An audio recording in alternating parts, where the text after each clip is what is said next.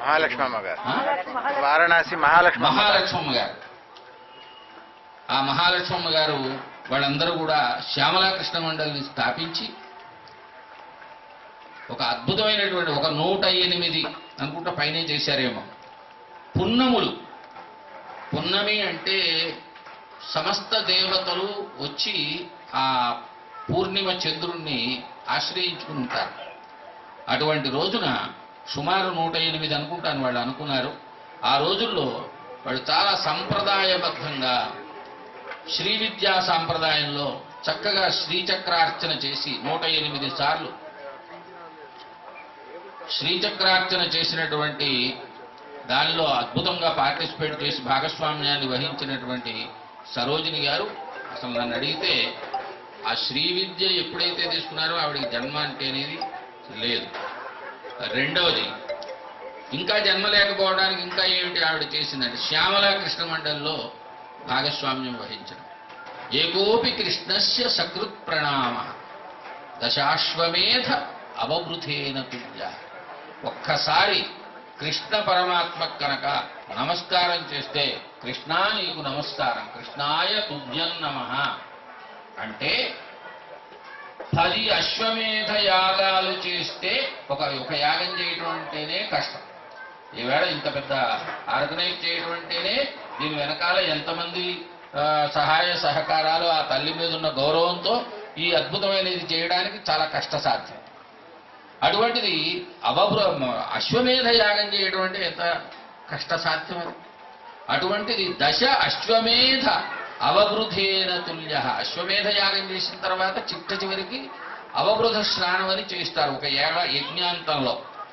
అలా యజ్ఞాంతంలో చేసినటువంటి అవబృధ స్నానం అట్లా 10 దశాశ్వమేధాలు చేస్తే వచ్చినటువంటి ఎంత ఫలితం వస్తుందో అంత ఫలితం ఒక్కసారి కృష్ణాయ తుభ్యం నమః, హే కృష్ణ నీకు నమస్కారం అంటే వస్తుంది. మరలా సౌనికాది మహర్షులు ప్రశ్నించారు, అంతేనా ఇంకా ఏమైనా కృష్ణ అని అంటే వస్తుందా అంటే దశాశ్వమేధ అవబృధేన తుల్య, దశాశ్వమేధీ పునరేతి జన్మ. 10 అశ్వమేధ యాగాలు చేసినప్పటికీ వాడు మళ్ళా మానవ జన్మ ఎత్తవలసిందే.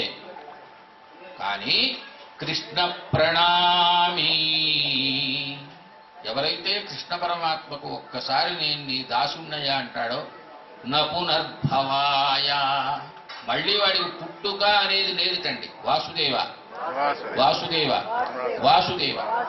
అలా శ్యామలా కృష్ణ మండలి కృష్ణతత్వాన్ని ప్రచారం చేశారు వాళ్ళు. చక్కగా 108 పున్నములు చక్కగా శ్రీచక్రార్చనం చేశారు. శ్రీచక్రం శివయోర్వపు. అలా వాళ్ళు శ్రీచక్రార్చన చేసి ఆ తీర్థం తీసుకుని అవిద్యామూలనాశాయ జన్మకర్మ నివృత్తయే జ్ఞాన సౌభాగ్య సిద్ధ్యర్థం శ్రీదేవి సద్గురు పాదోదకం పివే. ఒక్కసారి గురుపాదోదకం తీసుకుంటే ఏమవుతుంది? అవిద్యామూలనాశాయ. అవిద్య మూలం అంతటా కూడా, మూల అంటే రూట్స్ కూడా, అవిద్య అన్నటువంటిది రూట్స్తో సహా తెంపి అవతల పారేస్తుందట ఆ తీర్థం, గురుపాద తీర్థం. కాబట్టి అవిద్యామూలనాశాయ జన్మ కర్మ నివృత్తయే. మళ్ళీ పుట్టుక మళ్ళీ కర్మ ఈ రెండు ఉండవు. ఇక జ్ఞాన సౌభాగ్య సిద్ధ్యర్థం, స్త్రీలైతే సౌభాగ్యం అంటారు. జ్ఞాన వైరాగ్య సిద్ధ్యర్థం, జ్ఞానము వైరాగ్యము ఈ రెండే ఒక మానవ జన్మ యొక్క సాఫల్యతకి ప్రముఖమైనటువంటి గుణాలు. అందుకే మీరు ఏం చేస్తాం, మీరందరూ కూడా బ్రహ్మార్పణం చెప్తారు కదా. బ్రహ్మార్పణం బ్రహ్మహవి బ్రహ్మాగ్నౌ బ్రహ్మణాహుతం బ్రహ్మైవ తేన గంతవ్యం బ్రహ్మకర్మ సమాధిన. అహం వైశ్వానరో భూత్వా ప్రాణినాం దేహమాశ్రితః ప్రాణాపాన సమాయుక్తః పచామ్యన్నం చతుర్విధం. అన్నపూర్ణే సదాపూర్ణే శంకర ప్రాణవల్లభే జ్ఞాన వైరాగ్య సిద్ధ్యర్థం భిక్షాందేహి చ పార్వతీ. అమ్మవారిని ప్రార్థిస్తున్నాము ఏమని? నేను ఈ ఆహారం తీసుకోవడం ద్వారా హే జగజ్జనని నాకు అన్నం పెట్టమా, భిక్ష వేయి. ఆ భిక్ష ఏదై ఉండాలి? నీ భిక్ష తీసుకోవడం ద్వారా జ్ఞానము వైరాగ్యము ఈ రెండు సిద్ధి కలగాలి.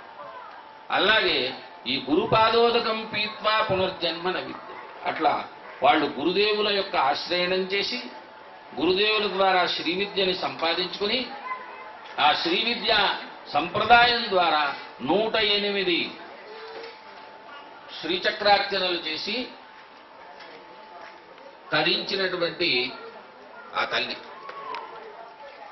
ఆవిడకి ఇవాళ మనం 80వ జన్మదినోత్సవం మనందరం జరుపుకోవడం మనందరి అదృష్టం. ఎందుకని?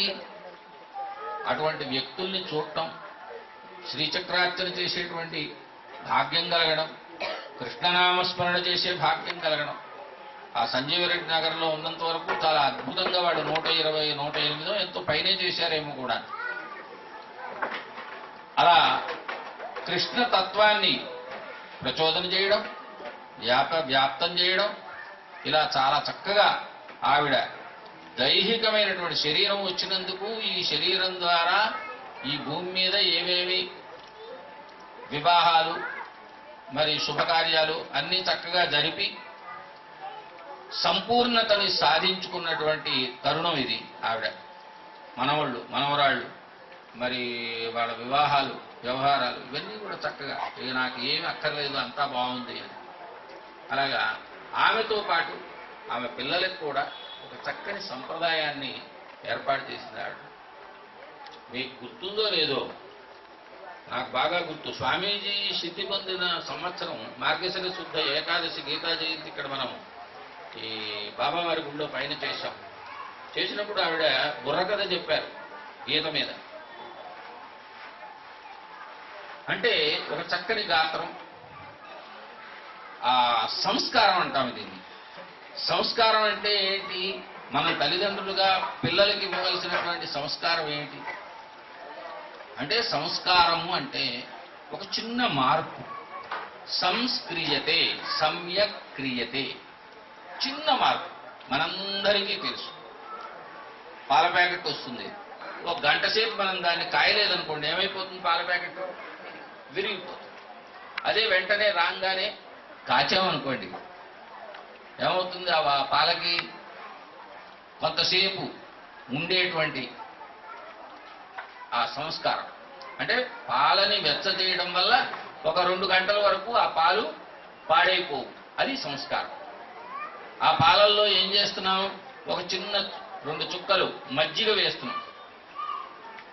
ఏమవుతోంది? అది పెరుగు అవుతోంది. ఇది చిన్న సంస్కారం. అంటే ఆ లీటర్ పాలు లీటర్ పెరుగు అవుతోంది. అంటే పాలగా ఉన్నటువంటి దాన్ని వెచ్చజేయడం ద్వారా దానికి ఎక్కువ సమయం ఆ పదార్థం పాడవకుండా ఉండేందుకు మనం అవకాశం ఇస్తున్నాం. ఆ తర్వాత దాన్ని పెరుగుగా మార్చాం. ఆ పెరుగుని మళ్ళీ చివికితే ఏమవుతోంది? మళ్ళీ వెన్న అవుతోంది. ఆ వెన్నని మళ్ళీ కాస్తే ఏమవుతుంది? మళ్ళీ నెయ్యి అవుతుంది. ఇక మళ్ళీ నెయ్యి పాల రూపంలోకి రాదు. మళ్ళీ నెయ్యిగా మారిన తర్వాత, అందుకనే దేవానాం ఆజ్యం ఆహారం. దేవతలకి ఎందుకు నెయ్యి అంటే ఇష్టం అంటే, ఒకసారి ఆ నెయ్యితోటి ఆ హోమం చేసిన తర్వాత ఇంకా అది వెనక్కి వెళ్ళలేదు, ఇంకా వేరే రూపాన్ని సంతరించుకోదు. ఇక అదే హైయెస్ట్ ఇది. అందువల్ల మనం భోజనం చేసేది భగవంతుడికి పెట్టినా దేవతలకు పెట్టినా దేవానాం ఆజ్యం ఆహారం. ఆజ్యం అంటే నెయ్యి. కాబట్టి అందులో గోఘృతం, ఆవు వెన్నతో చేసినటువంటి నెయ్యి. సో ఇది చిన్న చిన్న సంస్కారం చేస్తే ఓ పెద్ద ఫలితాన్ని పొందుతున్నాం మనం.